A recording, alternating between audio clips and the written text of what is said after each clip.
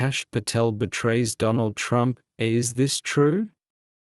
We are talking about FBI Director Kash Patel, a man supposedly absolutely loyal to Donald Trump, appointed not to serve the American people, but to be a bodyguard for the ego and legal immunity of a single individual. Reports from Washington, D.C. now appear disastrous for the former president and his inner circle, painting a picture of a vast and desperate criminal conspiracy that makes the Watergate scandal look like a parking violation. According to sworn testimony given in closed-door meetings, testimony now leaking like water from a broken dam, Patel has confirmed what we've long suspected. The headline is terrifying, but the consequences are even worse because Patel is said to have admitted under oath that he received direct, explicit orders from Donald Trump to prevent the release of Jeffrey Epstein's documents. Think carefully about that and really consider what it means for victims who have been denied justice for decades. We have a former president of the United States, a man who ran on a promise to clean up the political machine, accused of using his office and influence over the nation's top law enforcement agencies to cover up evidence of a child sex trafficking ring. This is no longer a political issue. This is a matter of basic humanity and protecting our children from predators who think wealth and power make them untouchable. If these recordings are accurate, then Trump not only requested a delay, he demanded a cover-up, positioning himself as a gatekeeper preventing the truth about Epstein's network from being exposed. You have to ask yourself why someone who claims to have nothing to hide would go to such lengths to prevent documents that could implicate powerful figures from being revealed. The answer is right before our eyes, and it's an answer that will break this nation's heart. It reveals a level of complicity or fear unfit for the presidency, and it confirms the deepest fears of every parent and every activist who has fought to expose this corruption. But the testimony doesn't stop there, because this administration's corruption isn't limited to a single scandal, it's a multi-headed monster. Mr. Patel is also said to have testified that he received orders to carry out purges of investigators involved in the Russia investigation. This is the irrefutable evidence Robert Mueller is looking for, the obstruction of justice that we know occurred but cannot pinpoint due to evasiveness and the invocation of executive privilege.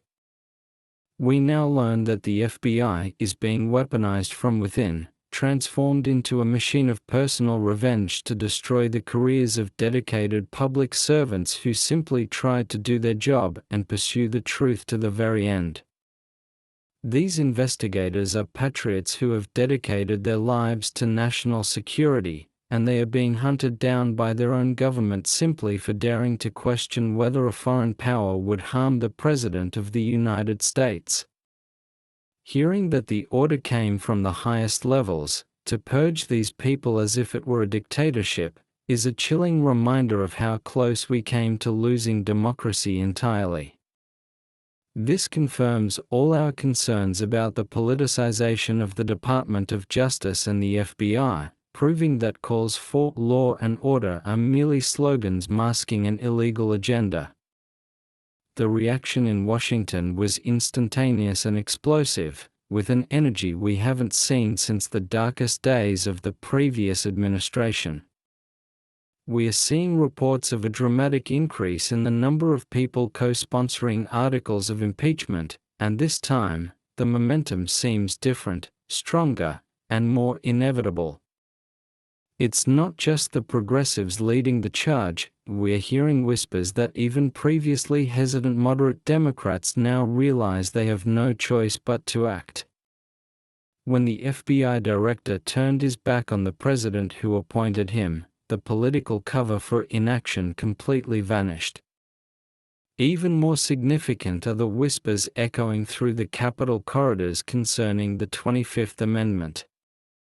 We have to stop and really drill down into the Epstein connection, because this isn't just a sensational headline, it is the darkest, most sinister chapter in this entire saga. For years, the phrase "Epstein didn't kill himself" became a meme, a joke, a way to dismiss the very real, very terrifying network of abuse that operated right under the noses of the global elite. But what Kash Patel is reportedly telling Congress transforms that meme into a horrifying reality of executive cover-up. If Donald Trump ordered the blocking of those files, we have to ask the uncomfortable question, what is he terrified of us seeing?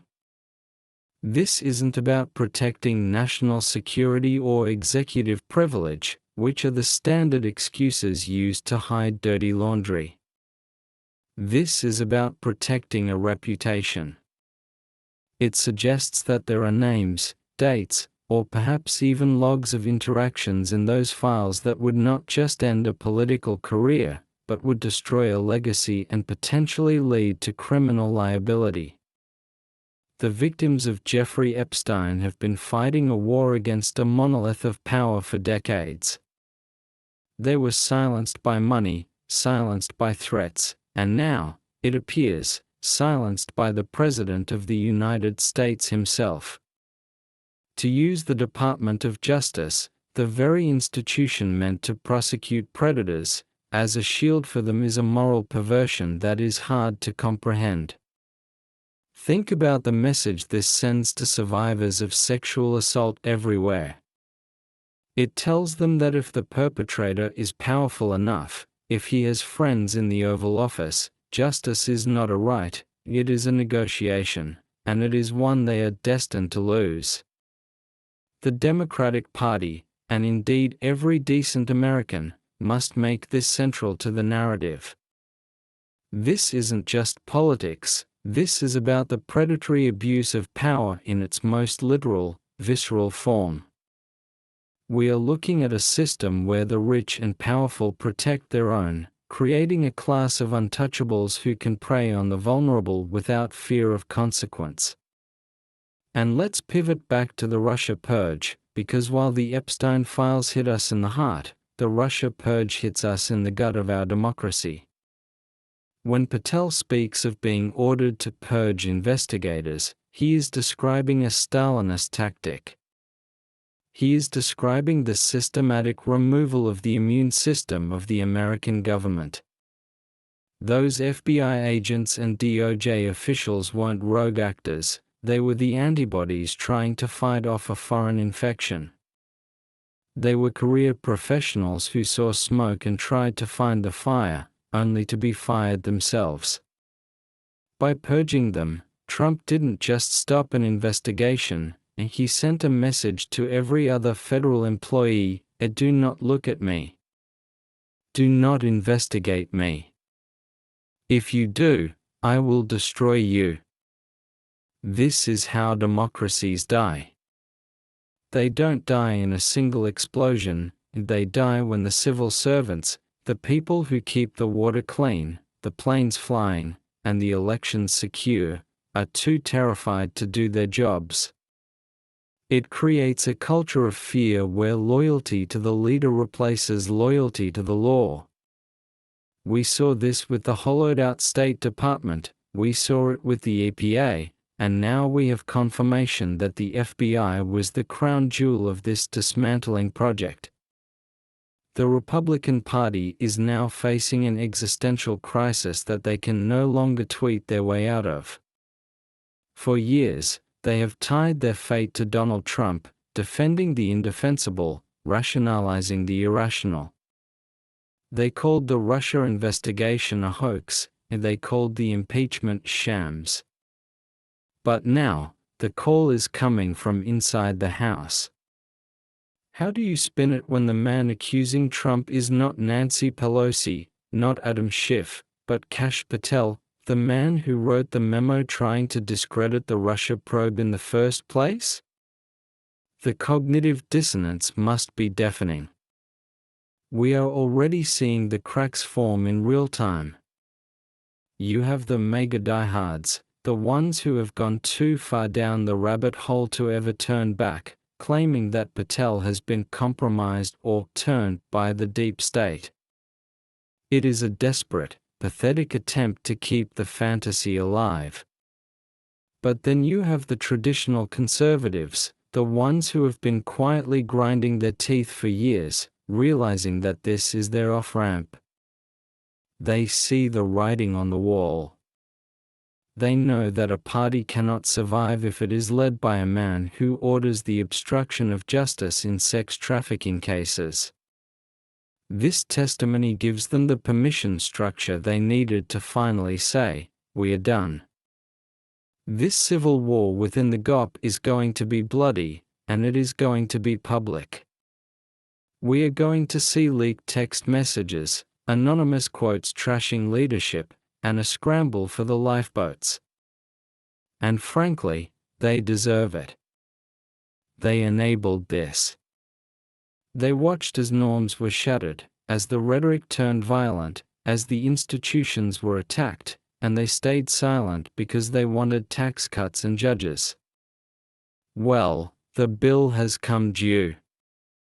You cannot ride the tiger without eventually getting eaten, and the tiger is hungry. Let's talk about Kash Patel's motivation, because this is fascinating. Why now? Why flip after years of being the ultimate loyalist? The answer is simple: the law is a powerful thing when it actually starts to work. We have seen this story play out in every mob movie ever made. The boss demands absolute loyalty, but he offers zero protection when the heat gets turned up. Patel likely looked at the mountain of evidence the special counsel had accumulated, evidence we haven't even seen yet, and realized that Trump wasn't going to save him. Trump would let Patel rot in prison for 20 years if it meant buying himself 20 more minutes of freedom. This is the fatal flaw of authoritarian movements: they are built on selfishness, not shared values. There is no honor among thieves, and there is certainly no honor in the Trump inner circle. Every relationship is transactional. When Patel realized the transaction was no longer in his favor, he did what anyone in that toxic environment would do: he looked out for number one. It vindicates everything we on the left have said about the hollow nature of these people. They don't care about America first, they care about me first. The comparisons to Richard Nixon and Watergate are inevitable, but they are insufficient. Nixon was paranoid, yes. He covered up a burglary, yes. But Nixon didn't have a cult of personality that was willing to tear down the Capitol to keep him in power. Nixon didn't allegedly suppress evidence of a pedophile ring. Nixon didn't purge the intelligence agencies to hide foreign collusion on this scale. We are in uncharted waters. This is Watergate on steroids, fueled by social media disinformation and a polarized electorate that makes the 1970s look like a picnic. We must also consider the role of the media in this. For too long, the mainstream media has engaged in both sidesism, trying to find a balance between truth and lies to appear neutral. They would report on Trump's scandals and then immediately pivot to some minor gaffe by a Democrat to shirk balance. That era must end today. There is no other side to obstruction of justice. There is no valid counterpoint to burying evidence of sex crimes. The media needs to call this what it is: a criminal conspiracy against the United States. They need to stop using euphemisms like controversial or disputed and start using words like illegal, corrupt, and treasonous. As we look at the potential for the 25th Amendment, we have to be realistic. It requires the Vice President and a majority of the Cabinet to act. In a normal administration, this testimony would trigger it immediately. But this is a cabinet of sycophants, handpicked for their inability to say no. However, the pressure from Congress and the public might force their hand. If the protests continue to grow, if the markets start to jitter because of the instability, the donors, the real power behind the GOP throne, might pick up the phone and say, "It's over." Money talks, and right now, Donald Trump is becoming a bad investment. And what about the legal timeline? We know the wheels of justice grind slow, but this accelerates everything. This testimony provides a roadmap for prosecutors. It corroborates other witnesses. It fills in the gaps. We could be looking at new indictments dropping within weeks, not months. The strategy of delay, delay, delay that Trump has used his entire life has hit a wall. You can delay a civil suit, you can delay a regulatory fine. You cannot delay a federal criminal investigation when your own FBI director is singing like a canary. The American people are exhausted. We are tired of the drama, the chaos, the constant breaking news alerts that tell us our democracy is in peril. But we cannot afford to look away now. This is the fourth quarter. This is the moment where the resolve of the public is tested. If we shrug our shoulders and say, "It's just politicians being politicians," then we lose. We validate their corruption. But if we stay angry, if we stay engaged, if we demand accountability, we can force the system to correct itself. There is a beautiful irony in the fact that the deep state, the boogeyman Trump used to scare his voters, turned out to be a projection. The real deep state was the shadow government he tried to build, a network of cronies operating outside the law to protect the leader. And it is failing because it was built on lies. The truth has a weight to it, a gravity that eventually pulls everything down to earth. The Democrats in Congress need to be ruthless. No more reaching across the aisle to people who are complicit in this. They need to hold hearings, they need to issue subpoenas, and they need to put these people under oath on live television. Let the American people see them sweat. Let the American people hear them plead the Fifth Amendment over and over again. Make it a spectacle of accountability. This isn't just about punishing the past, it's about securing the future. If we don't punish this behavior now, we guarantee that a smarter, more competent authoritarian will try it again in 4 years. We are setting the precedent for the next century. Are we a nation of laws, or are we a banana republic with nuclear weapons? That is the question on the table. Kash Patel's testimony is the thread that unravels the sweater. Pull it, and the whole thing falls apart. We are watching the unraveling. And for those of us who have held on to hope, who have kept the faith that right matters and truth matters, this is our vindication. But vindication isn't enough. We need justice. We need verdicts. We need to see the architects of this nightmare face the consequences of their actions. The storm is here, but for once, it's not a storm of chaos created by Trump. It's a storm of justice raining down on him. And it is a beautiful sight to behold. We have to talk about the judicial firewall, because this is the elephant in the room that keeps every Democrat awake at night. We know the strategy. We've seen the playbook. Trump's team isn't banking on winning the argument in the court of public opinion. They lost at the moment Kash Patel sat down in that chair. They are banking on the courts. They are banking on the fact that they spent 4 years packing the federal judiciary with young, ideologically rigid judges, and they are praying that the Supreme Court, with its conservative supermajority, will step in and stop the bleeding. This creates a terrifying scenario where the rule of law collides with partisan loyalty at the highest level. Can we trust a Supreme Court that overturned Roe v. Wade, that gutted the Voting Rights Act, to hold the man who appointed 3 of them accountable?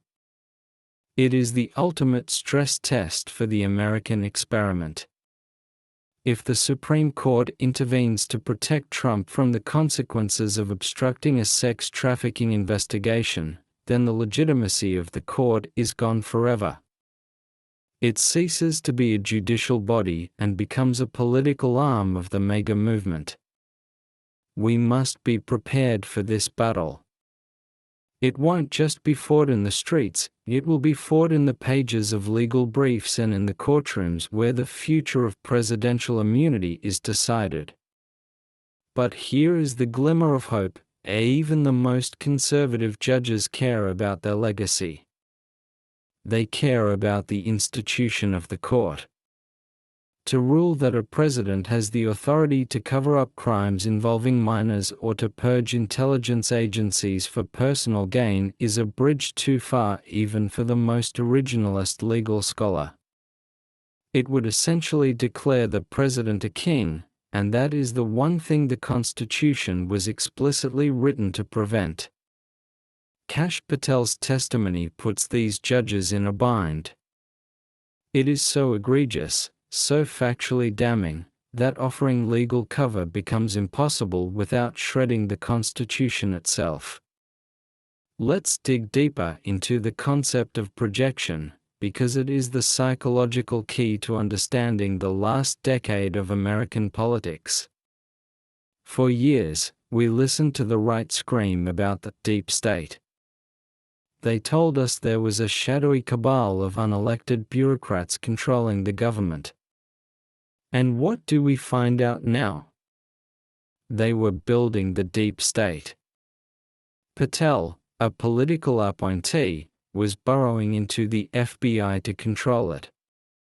They projected their own authoritarian ambitions onto the Democrats.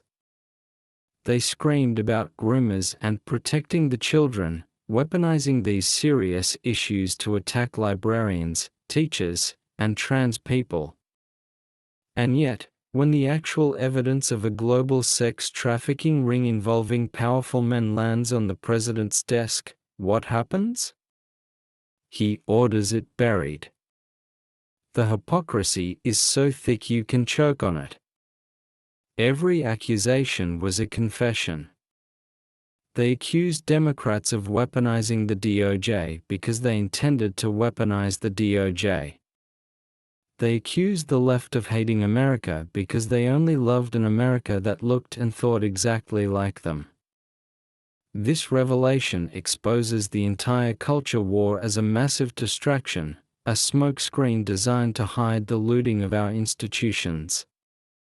Now, look at the streets. The media often tries to paint all protests with the same brush, but what we are seeing in DC right now is fundamentally different from the chaos of January 6th. On January 6th, we saw hate, we saw violence, we saw a mob trying to stop a democratic process based on lies. Today, we are seeing a coalition of love and justice. We are seeing teachers, nurses, union workers, and students gathering peacefully to demand that the democratic process works. These crowds are chanting for the rule of law. They are holding signs quoting the Constitution. It is a reclamation of patriotism. For too long, the right has tried to monopolize the flag, to claim that being a patriot means blindly following a leader. The people outside the White House and the Capitol today are showing that true patriotism is holding your government to a higher standard. It is loving your country enough to fix it. This energy is infectious. It is spreading to cities across the country: New York, Los Angeles, Chicago, Atlanta. We are seeing the awakening of the sleeping giant, the decent majority of Americans who just want a functioning, sane government. This pressure from the streets is vital because it changes the calculus for the cabinet members regarding the 25th Amendment. These cabinet secretaries are not brave people. They are survivors. They want to have careers after this administration is over. They are looking out the window, seeing the thousands of people, seeing the polling numbers crater, and they are realizing that if they don't act, they go down with the ship.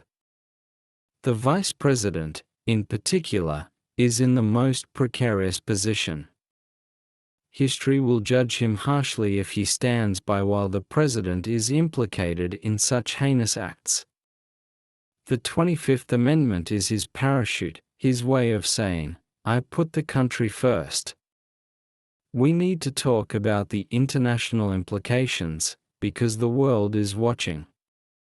Vladimir Putin is watching. For years, the Russian strategy has been to sow chaos and division in the West, to make democracy look messy and ineffective. Trump was the greatest gift Putin ever received, a leader who attacked NATO, alienated allies, and praised dictators. The purge of the Russia investigators was the payment for that support.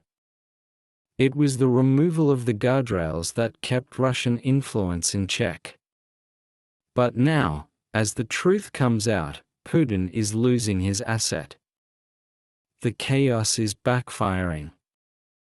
Instead of looking weak, American democracy is looking like it's cleaning house. Our allies in Europe, Macron, Starmer, Scholz, are breathing a sigh of relief. They know that a compromised American president is a danger to global security. If Trump falls, the global authoritarian movement takes a massive hit. It signals that the wave of populism is receding, that facts still matter, and that corrupt leaders will eventually face the music. This isn't just a domestic crisis, it's a geopolitical pivot point. We also have to prepare for the counter-narrative. The right-wing media ecosystem is reeling, but they will regroup. We are already hearing the spin, this is hearsay, Patel was coerced, the documents are fake. We have to be ready to combat this disinformation with relentless truth. We cannot let them muddy the waters. The facts are simple, the FBI director testified under oath. The obstruction happened. The victims were betrayed. Keep repeating it. Don't let them drag us into rabbit holes about process or bias. Focus on the crime. Focus on the cover-up. This is also a moment of reckoning for the enablers, the corporate donors, the think tanks, the consultants who made millions off the mega grift. They knew. They all knew who he was. They heard the stories, they saw the instability, but they kept writing the checks because they got their tax cuts and their deregulation.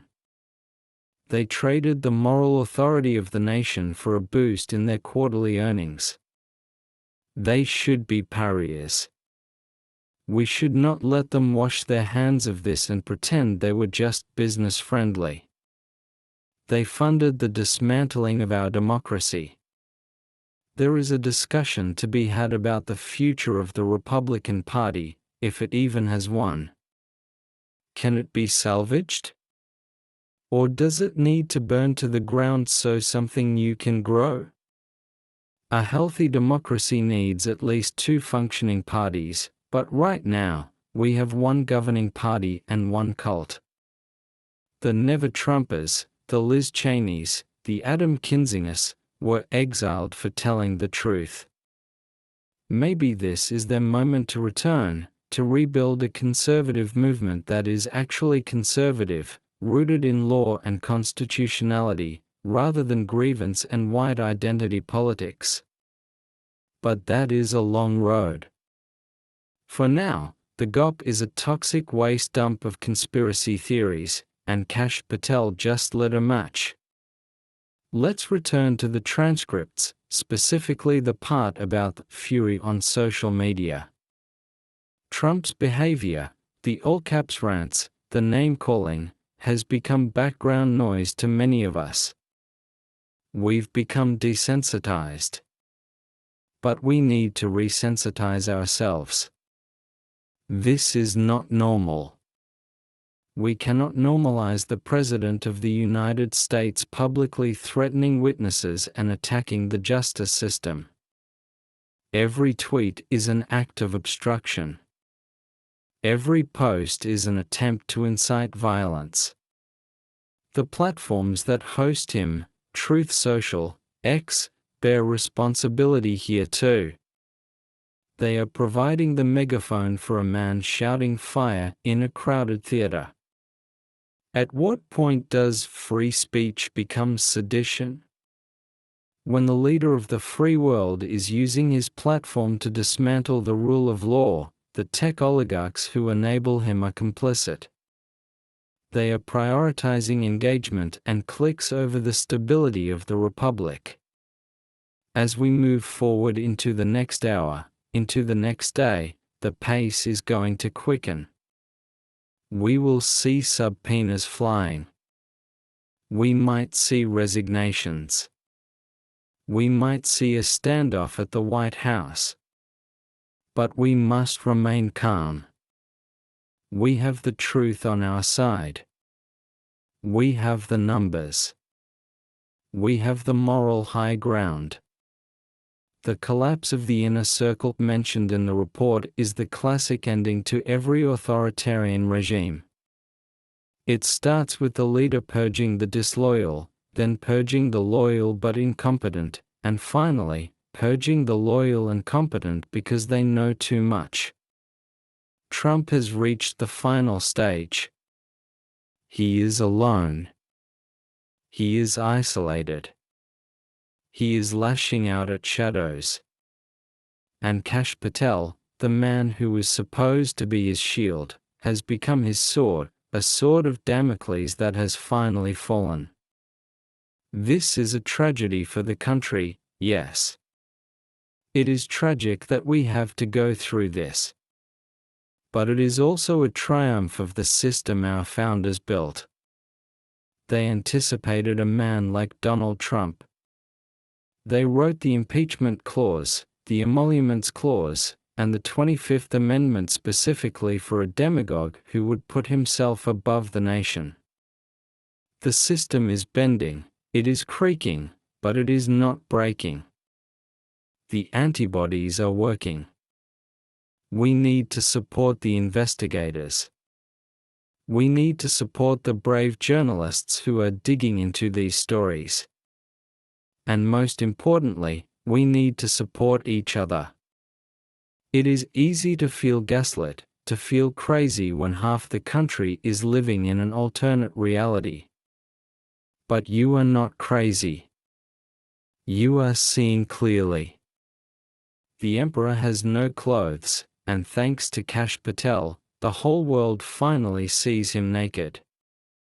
The narrative is shifting from what will Trump do, to what will we do? Will we let this slide? No. We will demand the full truth. We will demand the unredacted Epstein files. We will demand the names of every agent who was purged. We will demand a full accounting of the corruption. This is our house, and we are cleaning it up. So, buckle up. The next few weeks will be the most consequential in American history since the Civil War. But remember, the darkest hour is just before the dawn. And the dawn is coming. The light of truth is breaking over the horizon, and there is nowhere left for the cockroaches to hide. The psychological dam has broken, and there is no putting the water back.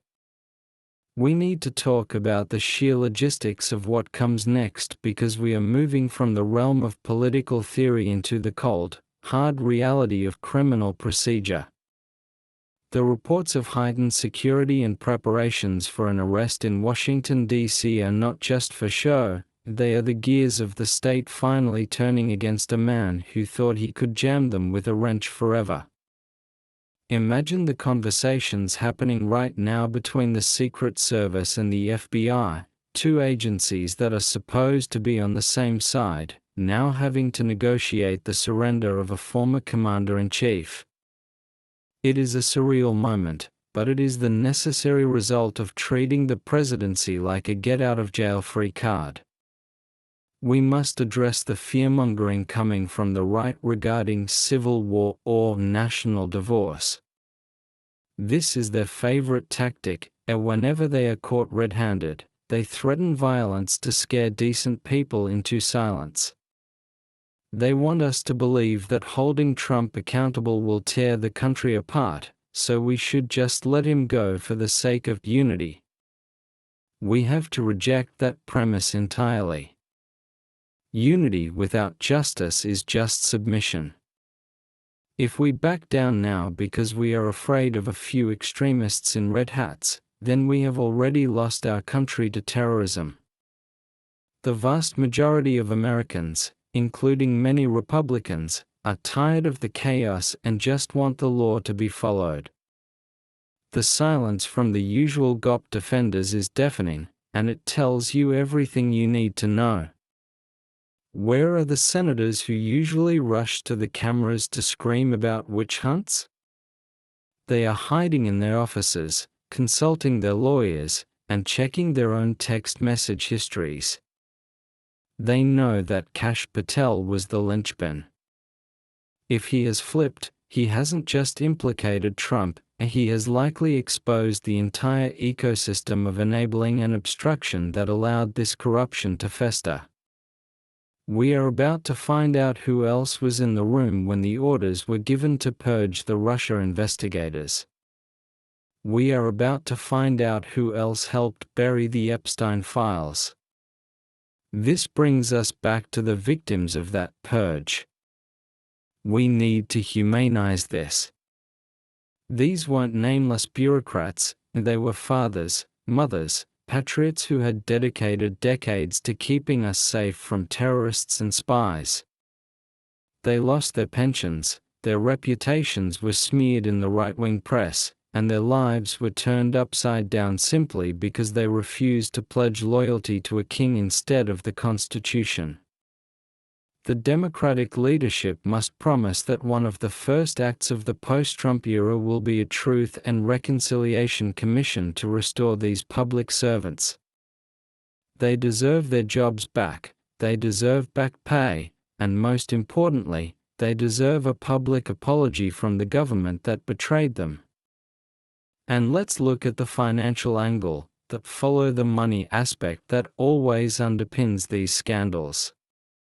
If Trump was so desperate to hide the Epstein connection and the Russia ties, we have to assume there is a massive financial liability involved. Was he being blackmailed? Were there loans or debts that were being leveraged against American foreign policy? The skeptics often ask these questions, but from a pro-democracy standpoint, the answer is irrelevant to the crime but vital to the cure. We need to close the loopholes that allow a president to have secret financial entanglements. We need mandatory tax return releases written into the Constitution, not just as a norm. The woke mind virus that the right loves to scream about is actually just empathy and awareness, and it is exactly what we need right now. We need to be awake to the reality of how close we came to authoritarianism. They use woke as a slur because they want you asleep. They want you numb to the corruption. But this week, the country woke up. We saw the ugly face of power protecting power, and we rejected it. The protests are a manifestation of a populace that refuses to sleepwalk into a dictatorship. We should also spare a thought for the media landscape and how it must change. Fox News, IN, Newsmax, they have pumped poison into the veins of this country for years, covering up these very crimes by screaming about potato head toys and gas stoves. They are complicit.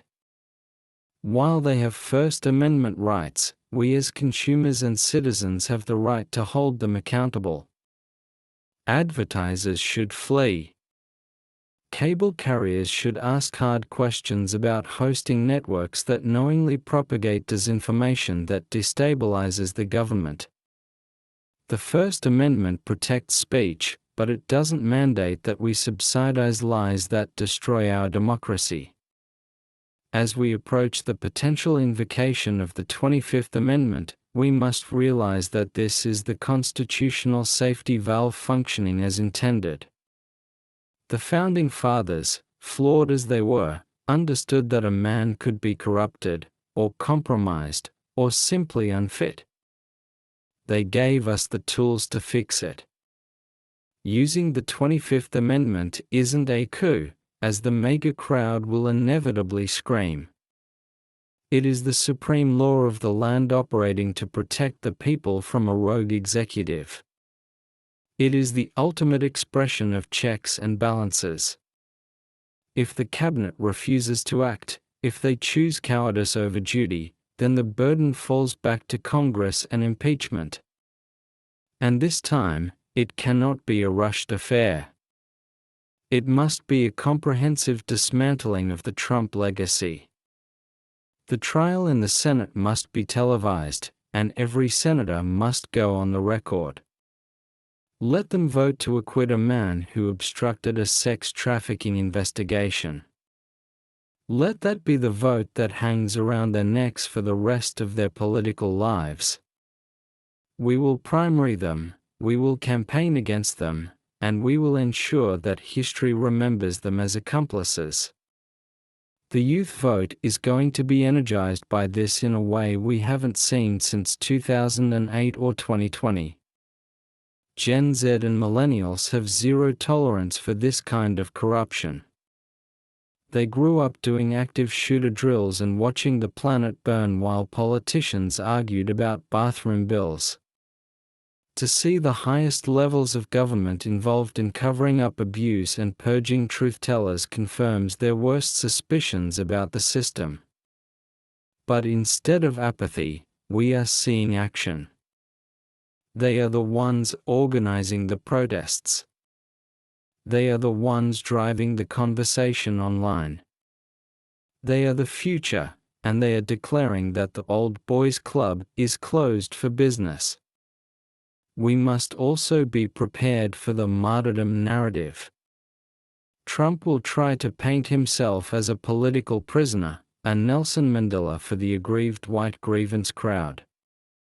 It is an insult to actual political prisoners, but his base will buy it. We combat this not by engaging with the fantasy, but by relentlessly presenting the cold, hard facts of his crimes. He isn't going to jail for his beliefs, and he is potentially going to jail for obstruction of justice, witness tampering, and conspiracy. We must strip away the glamour and show the grift.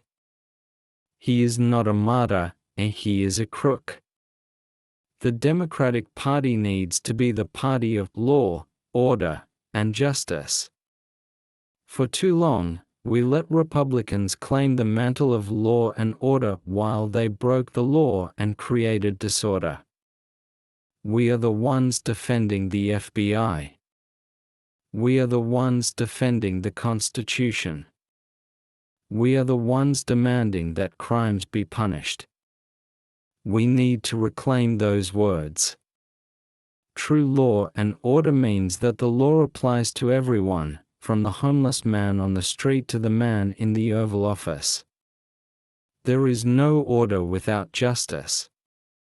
As the sun sets on the Trump era, we have to look at what rises in its place. We have a unique opportunity to push for massive structural reform. We need to codify the independence of the Department of Justice so that no future president can ever treat the Attorney General as his personal lawyer. We need to strengthen whistleblower protections so that the next Kash Patel doesn't have to wait years to come forward. We need to ban stock trading for members of Congress and the executive branch. We need to get dark money out of politics. This scandal is the catalyst for a new progressive era. The chaos in DC described in the transcript is actually the birthing pains of a better nation. It looks messy because change is messy. But do not mistake the noise for collapse. The collapse is happening to the corruption, not the country. The country is standing up. The structures are holding. The people are speaking. So, what is the next step for us, the citizens? We cannot just watch this on a screen. We have to be active participants. We have to call our representatives and demand they support the 25th Amendment or impeachment. We have to support independent media that tells the truth. We have to talk to our neighbors and family members who might be deep in the mega echo chamber, not with anger, but with facts and compassion, helping them see that they were used by a con man. The story of America is a story of constant struggle to live up to our ideals. We have failed many times. We failed during slavery, we failed during Jim Crow, we failed during the McCarthy era. But every time, we found the strength to correct course. We found the moral clarity to say this is wrong and the political will to make it right. We are in one of those moments right now. This is our generation's test. Kash Patel's testimony is the bell that cannot be unrung. The secrets are out. The emperor is naked. The walls are crumbling. And standing in the rubble, we have the chance to build something new, something clean, something true. Don't let the cynics tell you nothing will happen. Look at history. Nixon resigned. Agnew resigned. Power concedes nothing without a demand, but we are demanding it now. The tide has turned. The arc of the moral universe is long, but it bends toward justice, and today, it is bending a little faster. Stay strong. Stay engaged. Keep your eyes on the truth. The 60 minutes are up, but the work is just beginning. We are taking our country back, not with hatred, but with the unstoppable force of justice. This is not the end of America, it is the beginning of America without the rot. Let's get to work.